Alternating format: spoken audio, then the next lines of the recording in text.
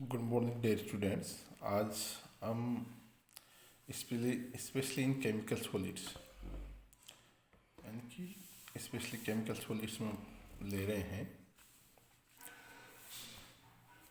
जालक ऊर्जाएं जालक ऊर्जाएं bond Haber cycle. ठीक है, केमिकल आयनिक सॉलिड में आयनिक solid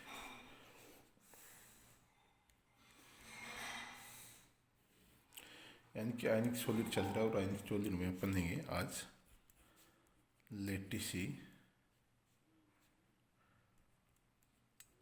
lettuce energy and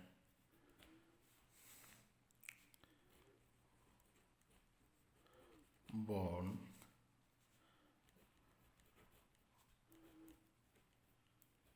Haber cycle.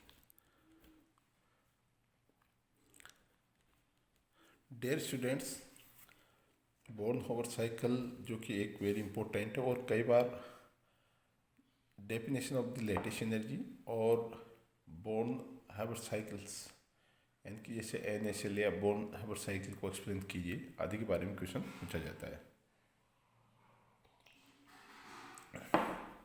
तो फर्स्ट ऑफ ऑल सबसे पहले तो हमें लेटिस एनर्जी ओब्लिक इसको बोलते हैं जालक ऊर्जा, है ना। जालक ऊर्जा, तो सबसे पहले तो जालक ऊर्जा क्या होती है? माय डियर स्टूडेंट, जब कोई भी आयनिक सॉलिड होता है, जब दो आयन आपस में मिलते हैं और एक आयनिक सॉलिड का निर्माण करते हैं तो कुछ ऊर्जा मुक्त होती है। या यूँ कह सकते हैं जब किसी क्रिस्टल में आयनों की पैकिंग होती है तो प्रत्येक आयन के जुड़ने पर कुछ मात्रा में ऊर्जा मुक्त होती है। उसे क्या बोलेंगे अपन? जालक ऊर्जा कहते हैं। यानी कि दो प्रकार के आयन जब आपस में मिलते हैं तो उनके जुड़ने के बाद में एक विशेष प्रकार की ऊर्जा मुक्त होती है, उसको बोलते हैं जालक ऊर्जा। ओके, अब जैसे जैसे एक आयनिक क्रिस्टल 3 डायमेंशन में बढ़ता जाता है और प्रत्येक पद में क्या होती है? ऊर्जा मुक्त हो जाती है, क्योंकि जैसे जैसे आयन एक दूसरे के साथ में जुड़ते जाएंगे और ऊर्जा भी क्या होती जाएगी? मुक्त होती जाएगी। और जितनी अधिक पैकिंग एफिशिएंसी होगी उतनी अधिक मात्रा में ऊर्जा बाहर निकलेगी। ठीक है, या यूँ कर सकते हैं गैसीय आयनों से एक मोल आयनिक क्रिस्टल के निर्माण में मुक्त हुई ऊर्जा जालक ऊर्जा कहलाती है, अथवा एक मोल ठोस आयनिक क्रिस्टल को फर्तक आयन में मुक्त करने के लिए आवश्यक ऊर्जा को जालक ऊर्जा कहते हैं। यानी कि या तो यूँ कर सकते हैं, अगर जब दो आयन आपस में मिलते हैं तो जब वो आयन आपस में मिलेंगे तो ऊर्जा मुक्त होगी, या फिर ये जो आयन आपस में मिलते हैं, या यूँ कर सकते हैं किसी जालक को अगर जालक को अपन तोड़ने के लिए जो ऊर्जा चाहिए वो क्या कहलाती? जालक ऊर्जा कहलाती, कहने का मतलब। ठीक है, ये हो गया। चूँकि आयनिक ठोस बहुत स्थायी होते हैं और ये क्रिस्टलीय आकार में होते हैं, इसके कारण जालक ऊर्जा क्योंकि जो जालक ऊर्जा होती है वो बहुत अधिक मात्रा में हो जाती है, क्योंकि जब कोई भी दो विपरीत आयन आपस में मिलते हैं और एक हाईली सॉलिड का निर्माण करते थे, जालक ऊर्जा उसकी बहुत अधिक हो जाती है। अब बेसिकली यहाँ पे अपन देखेंगे कि जालक ऊर्जा को किस प्रकार से अपन ज्ञात कर सकते हैं, वो भी अपने लिए इम्पोर्टेंट है। ठीक है, तो सबसे पहले जालक ऊर्जा को ज्ञात करने के दो पैरामीटर हैं। एक तो होता है थियोरेटिकल मेथड और दूसरा है एक्सपेरिमेंटल मेथड। ठीक है, ये है। लेकिन अपन यहाँ पे देखते हैं, अब यहाँ पे देखेंगे अपन जालक ऊर्जा को प्रभावित करने वाले कारक कौन कौन से होते हैं, ये ध्यान रखना। ठीक है, तो सबसे पहले जालक ऊर्जा को प्रभावित करने वाले कारक देखिएगा डियर स्टूडेंट, जो कि वेरी इंपॉर्टेंट है ना। फैक्टर्स अफेक्टिंग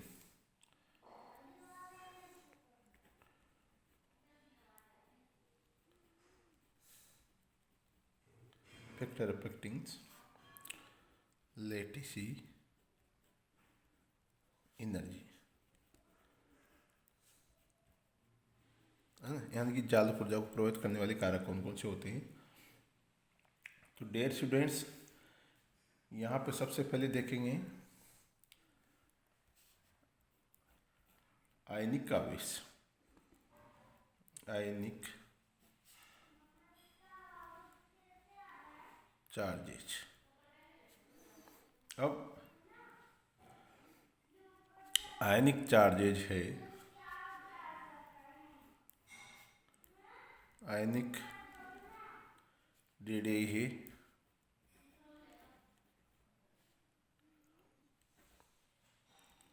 आयनिक रेडियी है। थर्ड, क्रिस्टल स्ट्रक्चर,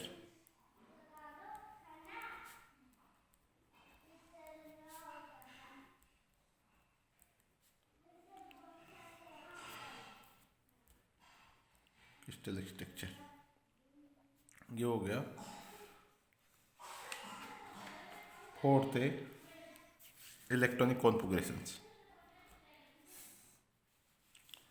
इलेक्ट्रॉनिक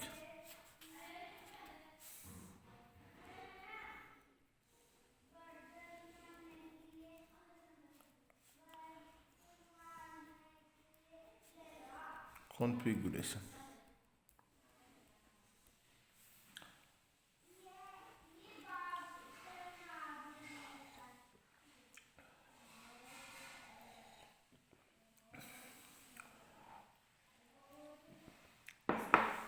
अब अपन लेते हैं सबसे पहले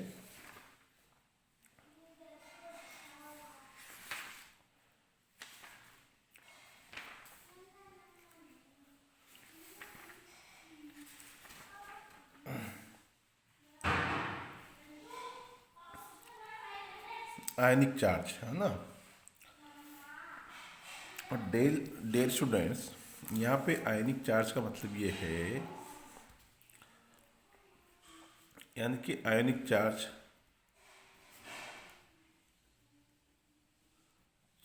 या आयनिक आवेश। डेल स्टूडेंट्स का मतलब ये होता है किसी भी क्रिस्टल की जालक ऊर्जा, किसी भी क्रिस्टल की जालक ऊर्जा उसके आयनिक आवेश के गुणनफल के समानुपाती होती है। अतः आयनों पर जितनी अधिक आवेश की मात्रा होगी उस यौगिक की उतनी अधिक जालक ऊर्जा होगी, क्योंकि जालक ऊर्जा, है ना, जालक ऊर्जा direct proportional to z square. कहने का मतलब ये है, यानी कि जितनी अधिक आवेश की मात्रा होगी तो वो क्रिस्टल उतना ही अधिक सॉलिड होगा, क्योंकि जैसे जितना अधिक आवेश होगा पॉजिटिव धनायन, है ना, जितना अधिक मात्रा में इनके ऊपर नेगेटिव आयन होगा, धनायन होगा, वो एक दूसरे को आपस में बहुत ही हाईली इंटेक्ट करेंगे, आपस में बहुत ही सॉलिड तरह से बने हुए होते हैं। इस प्रकार का जो आवेश होगा तो यूँ कह सकते हैं जालक ऊर्जा क्या होती है, आवेश के समानुपाती होती है। कहने का मतलब ये ध्यान रखना है कि जैसे जैसे आवेश की मात्रा बढ़ती जाती है वैसे वैसे जालक ऊर्जा का मान भी बढ़ता जाएगा। सेकेंड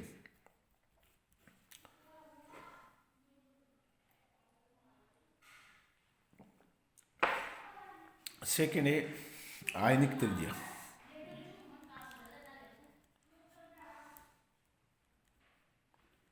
आयनिक रेडियी।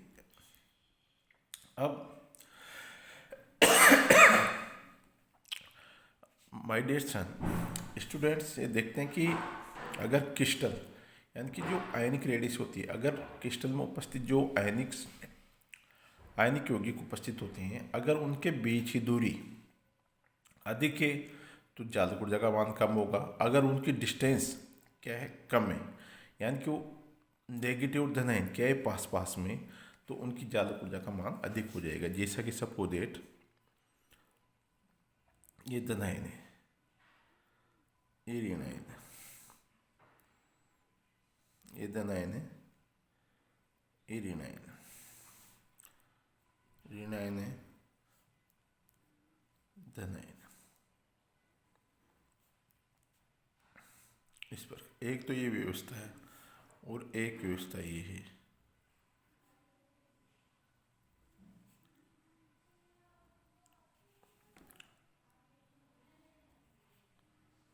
एक ही व्यवस्था है।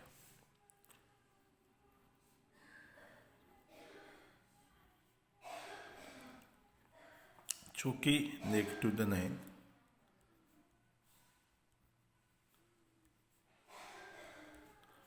अगर कहने का मतलब ये है, अगर जैसे इनके बीच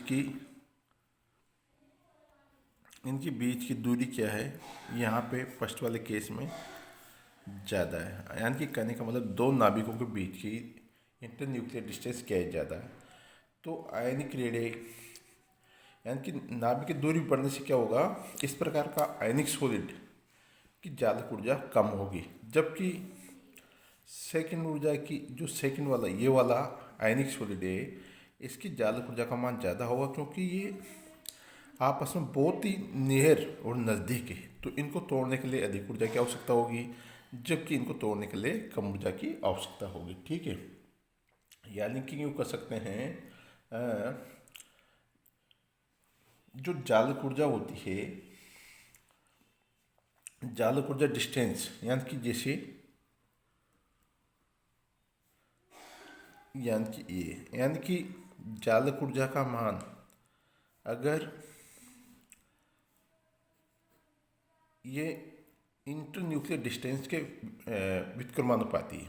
अगर नाभिक की दूरी बढ़ रही है तो जालक ऊर्जा का मान क्या हो जाएगा, कम हो जाएगा। ठीक है, ये ध्यान रखना। और दूरी कम है तो जालक ऊर्जा का मान बढ़ जाएगा, कहने का मतलब है ना, क्योंकि डिस्टेंस बढ़ने से क्या होती है, जालक ऊर्जा का मान कम हो जाएगा। ठीक है, ये ध्यान रखिएगा। और जैसे बहुत सारा अपन देखते हैं, इसका और भी एग्जांपल्स मैं आपको लेता हूँ इस टाइप का। जैसे इस आयनिक जो त्रिज्या है, इसका जो सिंपल एग्जांपल, आयनिक त्रिज्या में जैसे यहाँ पे है lithium fluoride, lithium chloride, lithium bromide और लिथियम आयोडाइड। इनकी जो जालक ऊर्जा है वो देखिएगा आप 247 है, ये है 191 और 171। ठीक है, तो कहने का मतलब एक और तो अपन ने क्या क्या हेलोजन समूह ले रखा है ना, जब अपन टॉप टू बॉटम चल रहे हैं। ठीक है, सबके लिथियम के साथ में लिथियम है, लिथियम है, ये लिथियम है। लेकिन जब अपन टॉप टू बॉटम जाएंगे तो डियर स्टूडेंट, यानी कि हमने देखा होगा टेबल में when we are move from top to bottom, तो टॉप टू बॉटम जाने पर अगर अपन टॉप टू बॉटम चलेंगे तो साइज क्या होती है, बढ़ती है, यानी कि साइज बढ़ती है। साइज बढ़ेगी तो क्या हो जाएगी, लेटिस एनर्जी कम हो जाएगी, ये ध्यान रखना। ठीक है, जालक ऊर्जा मान कम हो जाता है। तो यहाँ पे क्योंकि एक और लिथियम है, चूँकि लिथियम की तो साइज छोटी है, लेकिन फ्लोराइड, क्लोराइड, ब्रोमाइड, आयोडाइड, यानी कि जैसे जैसे नीचे चल रहे हैं तो इनकी जैसे फ्लोराइड की साइज छोटी, फिर उससे बड़ी क्लोराइड, फिर ब्रोमाइड, फिर आयोडाइड की साइज तो बहुत ही बड़ी। तो इस प्रकार इनकी जो जालक ऊर्जा 247 है, फिर 202 है, 191, 177, यानी कि टॉप टू बॉटम जाने पर जालक ऊर्जा का मान क्या होता जा रहा है, कम होता जा रहा है। ठीक है, इसी प्रकार फ्लोराइड के साथ में देखो आप, है ना, एक और सारधातुओं में जैसे ये देखिएगा आप,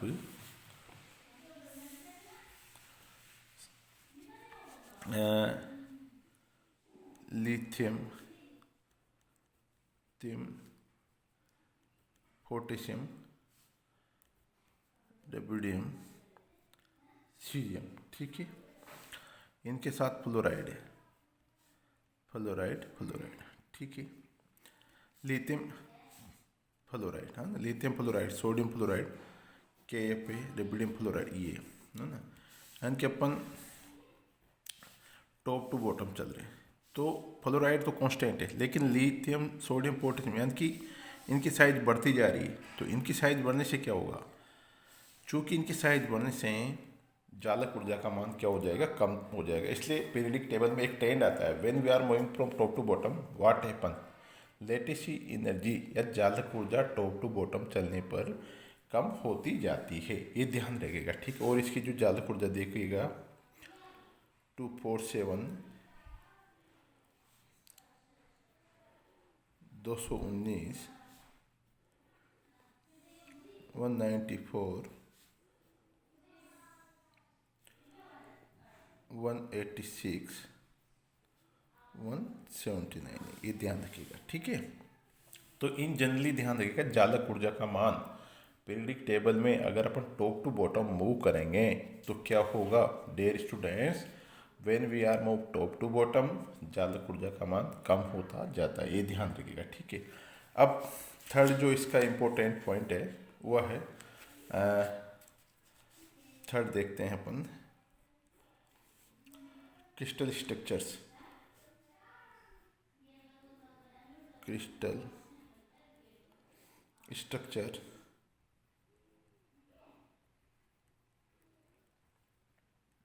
स्ट्रक्चर या मेडिलुम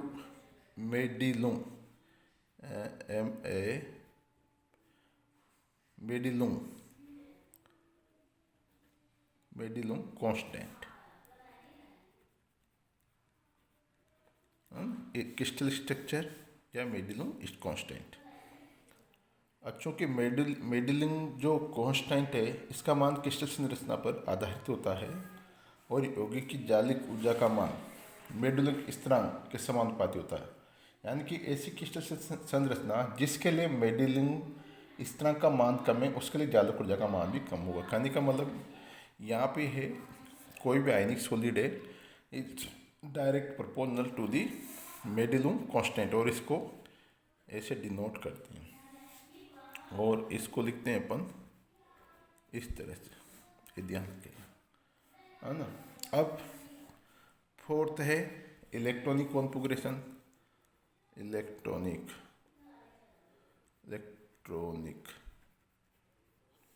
कॉन्फ़िगरेशन।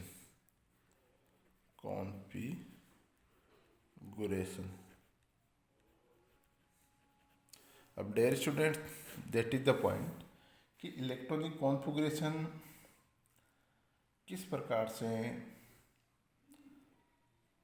इफेक्ट करेंगे, है ना, ये ध्यान रखना। करने का मतलब इलेक्ट्रॉनिक विन्यास को आप किस प्रकार से एक्सप्लेन करोगे कि भाई इलेक्ट्रॉनिक विन्यास के आधार पर जालक ऊर्जा का मान घटता है या बढ़ता है, ठीक है। तो अपन जानते कि यानी कि बॉन्ड एक्सपेरिमेंट जो होता है वो एन का मान इलेक्ट्रॉन विन्यास पर निर्भर करता है और आयन में बढ़ते हुए इलेक्ट्रॉन विन्यास में एन का मान भी बढ़ता जाता है और एन के मान बढ़ते हुए मान के साथ जालक ऊर्जा का मान भी बढ़ता जाएगा, क्योंकि जालक ऊर्जा लाइक दिस 1 - 1n। अब देखिएगा मैं एक सिंपल सा आपको समझाता हूँ कि इलेक्ट्रॉनिक कॉन्फ़िगरेशन किस प्रकार से इफेक्ट करेगा। डियर स्टूडेंट्स अपन जानते हैं क्योंकि जैसे जैसे इलेक्ट्रॉनिक कॉन्फ़िगरेशन बढ़ता जाता है, ठीक है, तो इलेक्ट्रॉनिक कॉन्फ़िगरेशन बढ़ने से क्या होगा, क्योंकि न्यूक्लियस होता है और न्यूक्लियस का जो चार्ज होता है वो धनावेश होता है। इस प्रकार जैसे जैसे इलेक्ट्रॉनिक कॉन्फ़िगरेशन बढ़ते जाते हैं, इलेक्ट्रॉनिक कॉन्फ़िगरेशन बढ़ने से क्या होगा, नंबर ऑफ इलेक्ट्रॉन्स बढ़ेंगे और नाभिक के प्रति अट्रैक्शन बढ़ता जाता है। इस प्रकार के यौगिक जिनमें लेकिन नाभिक के प्रति अट्रैक्शन होगा तो उस प्रकार का जो आयनिक सॉलिड होगा उसमें नंबर ऑफ इलेक्ट्रॉन्स की मात्रा ज़्यादा होगी तो नाभिक से अट्रैक्शन ज़्यादा होगा और इस प्रकार का आयनिक सॉलिड भी अधिक दृढ़ और मजबूत होगा। लेकिन चूँकि जालक ऊर्जा का मान भी बढ़ता जाएगा, लेकिन ये डिपेंड करेगा, क्योंकि सपोज दैट अपन जालक ऊर्जा का मान एक तरीके से देखे जाए तो अगर अपन सपोज पीरियडिक टेबल के अंतर्गत लेफ्ट टू राइट चलेंगे और टॉप टू बॉटम चलेंगे, है ना, क्योंकि टॉप टू बॉटम चलेंगे तो कोई भी एटम है उसका साइज बढ़ता जाता है ना। अगर एक इंडिविजुअल एटम की अगर अपन बात करें तो टॉप टू बॉटम चलेंगे तो साइज बढ़ेगा, साइज बढ़ेगा तो नाभिक के प्रति इलेक्ट्रॉनों का आकर्षण कम होता जाएगा, क्योंकि टॉप टू बॉटम चलने के बाद में क्या होता है, शेल का फॉर्मेशन हो जाता है और उसकी साइज बढ़ती जाती है। इसलिए टॉप टू बॉटम चलेंगे तो जालक ऊर्जा का मान तो कम होगा, लेकिन लेफ्ट टू राइट जाने पर क्या हो सकता है, जालक ऊर्जा का मान बढ़ता जाएगा। कहने का मतलब ये है ना। अब अपन नेक्स्ट टॉपिक लेंगे अपना बोर्न हैबर साइकिल। आज इतना ही बहुत है। Thank you.